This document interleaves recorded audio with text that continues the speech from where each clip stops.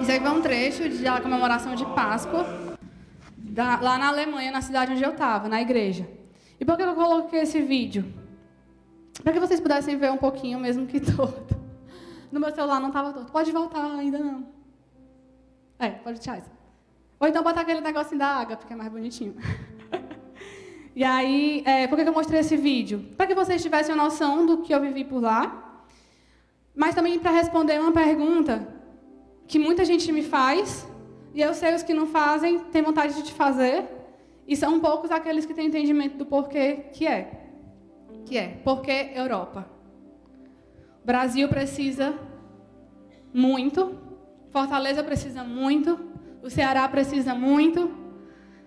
Por que Europa?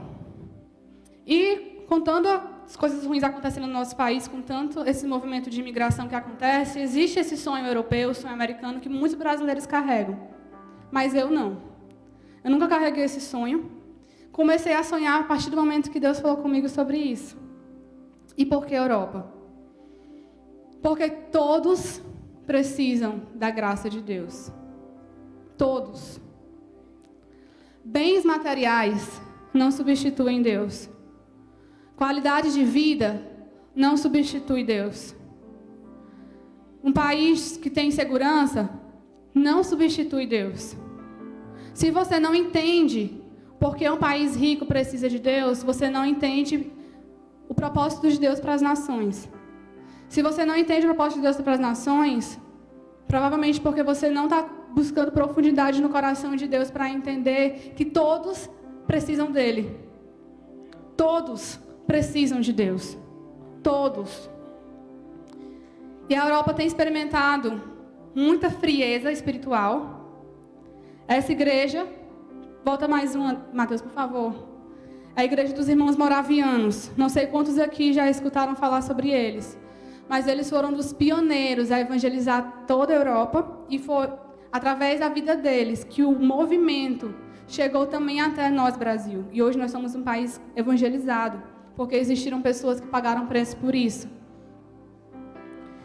E nessa igreja, quando as pessoas não conseguiam mais evangelizar ninguém, eles não viam mais pessoas para evangelizar, sabe o que eles faziam? Eles se vendiam como escravos, para que todos pudessem ser alcançados.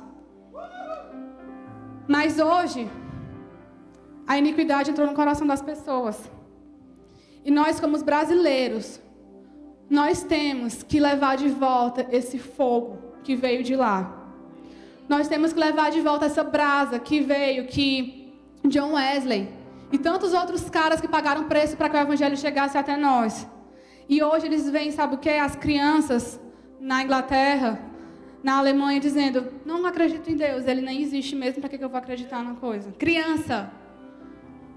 E a gente vê uma geração de pessoas, como eu vi quando eu evangelizar na rua. Eu não preciso do seu Deus porque a minha vida já é perfeita.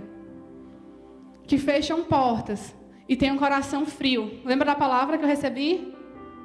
Deus me levando para os corações frios. Por isso que a rejeição é uma coisa que a gente tem que aprender a lidar. Porque isso foi uma das coisas que eu mais fui quando eu fui para fora. Eu fui muito rejeitada, sim. Mas eu sei em quem eu creio. E Ele não me rejeita. E alguns ouviram o que eu tinha para falar, que vem do coração dele. A Europa precisa de Deus, assim como nós precisamos. Aqui a gente junta bombom, bota um palhaço, junta 100 crianças. Lá eles não precisam disso. Eles já têm palhaço em qualquer canto, eles já têm bombom em qualquer canto. Aqui você bota ação social. Vem um monte de gente, porque as pessoas precisam. Nosso país precisa de coisas sociais. Mas Deus não nos chamou para sermos agentes sociais. Deus nos chamou para sermos cristãos. E a Europa não precisa mesmo. Existe pobreza lá? Existe. Gente que precisa de recursos financeiros? Existe. Gente passando mal? Tem de tudo. Mas o coração de Deus é que todos ouçam falar quem Ele é. E é por isso que eu fui. E outra resposta que eu dou é: Brasil não está desamparado porque eu vou. Sabe por quê? Porque você está aqui. E porque você está aqui, o Brasil vai ter o que você precisa. O Brasil vai ter o que ele precisa. Porque você vai ser resposta para a necessidade do nosso país. Outra resposta que eu dou Eu passei uma temporada fora, mas por toda a minha vida eu estava aqui servindo. Eu não fui fazer lá fora uma coisa que eu não fazia aqui. Eu não fui orar coisas que eu não orava aqui. Eu não fui pregar o que eu não pregava aqui. Isso foi uma extensão daquilo que já era real aqui. Então, busque Deus e busque o direcionamento dele, para você viver suas histórias também. Vai, pode passar para a próxima, por favor. Esse aqui é Amsterdã. Durante os primeiros 20 dias, eu fiz um tour para conhecer ministérios. E um dos lugares que eu fui foi Amsterdã. É muito lindo mesmo. Aqui não é uma rua específica, praticamente quase todas as ruas são assim. E há muita beleza. Mas uma das coisas que eu orava, quando eu estava andando por esses lugares como esse, era assim: Deus, existem muitos lugares lindos. As pessoas gastam muito dinheiro para chegar aqui só para ver uma coisa como essa e bater uma foto. E ficar assim, desfrutando da beleza desse lugar, porque realmente é muito lindo. Mas eu não vim aqui para isso.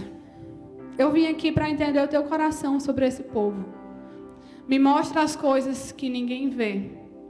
Me mostra as coisas com a tua perspectiva. É claro que eu bati foto no lugar bonitinho. Claro que eu não sou besta. Mas não era esse o propósito. Pode passar para a próxima. Essa é uma das fotos que eu consigo compartilhar sobre o que acontece em Amsterdã. Essas luzes vermelhas são casas de prostituição. As portas estão fechadas. E por isso que eu bati a foto. As cortinas estão fechadas. Porque as meninas ficam peladas ou seminuas, se vendendo. E as cortinas estavam fechadas porque elas estavam fazendo o programa exatamente na hora que eu estava passando. Se elas não estivessem fazendo o programa, a cortina estaria aberta. Eu andava nas ruas de Amsterdã, gente, e eu chorava. Porque eu olhava nas ruazinhas, ai, que legal, coisinhas fofas, vamos ver. Era sex shop. Meu Deus, aí virava para o outro lado, outro sex shop. Meu Deus do céu, aí virava para o outro lado. Qualquer criança de qualquer idade tem acesso a qualquer conteúdo de uma loja de sex shop. Qualquer conteúdo. Até brinquei, gente, 10% da minha pureza ficou nessa rua. Mas assim, olhando para Deus purifica minha mente, eu não quero ver isso, eu não quero ver isso. E onde eu andava, eu conseguia ver coisas assim, E isso se tornou uma proporção tão grande que as crianças, elas têm acesso a conteúdos que elas não têm maturidade emocional para lidar com isso. Muitas vezes nem adultos têm.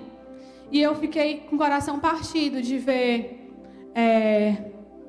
uma área da nossa vida tão linda, tão dedicada por Deus, para viver dentro do casamento, sendo negligenciado dessa forma. E lá em Recife, quando eu estava em Recife, aqui em Fortaleza, eu trabalho com meninas em prostituição. E, querendo ou não, eu já estava acostumada com esse contexto de prostituição. Não era aquela coisa que traz um super choque para mim. Mas o super choque foi ver o quanto as crianças estão vulneráveis ao lixo que a sociedade está pregando lá fora. Pode passar para a próxima. Eu fazendo arroz na base. Volta para outra. Saiu do assunto. Pronto. Então, essa é um dos motivos. Existem muitos outros. Pelo qual nós precisamos pregar o Evangelho. Ainda aqui no Brasil, precisa. É por isso que você está aqui. E eu fico aqui enquanto for para ficar aqui. Quando for para sair, eu vou sair com alegria. Porque a gente tem que entender o propósito de Deus. E o propósito de Deus, às vezes, é você estar num púlpito. Às vezes, é você estar numa rua como essa. Às vezes, é você estar na cozinha. Pode passar, Matheus, por favor. E várias manhãs eu estava lá. E foi incrível, foi maravilhoso estar servindo na cozinha, conversando com pessoas do mundo inteiro, da Coreia, da Etiópia, da Alemanha, da Holanda, do Iraque, gente de todo canto, e a gente trabalhando na cozinha. Errei muita coisa, porque eu não estava, meu inglês estava melhorando bastante, mas de vez em quando tinha uma coisinha assim, valha meu Deus, o que é isso? E tive que fazer comida para 60 pessoas, liderar a cozinha nesse dia. Às vezes missão não é só aqui. Normalmente a missão não é aqui. Aqui é só um pedacinho. A nossa missão é a nossa vida. Pode passar para a próxima. Eu não bati foto do banheiro e não preciso explicar para vocês como é um banheiro. Todo mundo aqui sabe. Essa daqui é a janela do banheiro que eu limpava de tarde. E qualquer outra janela que a gente olhasse da base tinha essa visão. E como eu era ministrada de ver a natureza mostrando Deus e tantos processos acontecendo lá. Pode passar para a próxima. Essa aqui é uma das meninas que estava no campo de refugiados. Eu coloquei a Tasha cobrindo o rostinho dela. A gente conversava bastante em inglês. Um outro detalhe, aprendam inglês. Inglês escancara portas. E eu estava angustiada porque aqui no Brasil a gente pode pregar para qualquer lugar, qualquer pessoa. Lá fora não. E aí no campo de refugiados a gente não pode orar em nome de Jesus. A gente não pode dizer o nome de Jesus. E a gente tem que ter muita convicção quando nós somos direcionados para fazer alguma coisa em nome de Jesus. E essa menina, ela estava com um problema na perna e a gente estava jogando ludo. E a gente jogando, eu percebi que ela estava com esse problema na perna. Eu, ei, tá tudo bem? E ela me contou, para resumir a história. Eu orei com ela e ela foi curada. E foi um dia que as mentiras do inimigo estavam no meu ouvido. Você não flui no seu ministério, você não tem coragem de falar de Jesus, você não tem coragem de viver as coisas, porque no Brasil você tem, mas aqui fora é difícil. E as pessoas não vão lhe escutar. E foi um dia que eu voltei para a minha decisão do batismo, a decisão da imersão. Não, eu sei quem eu sou.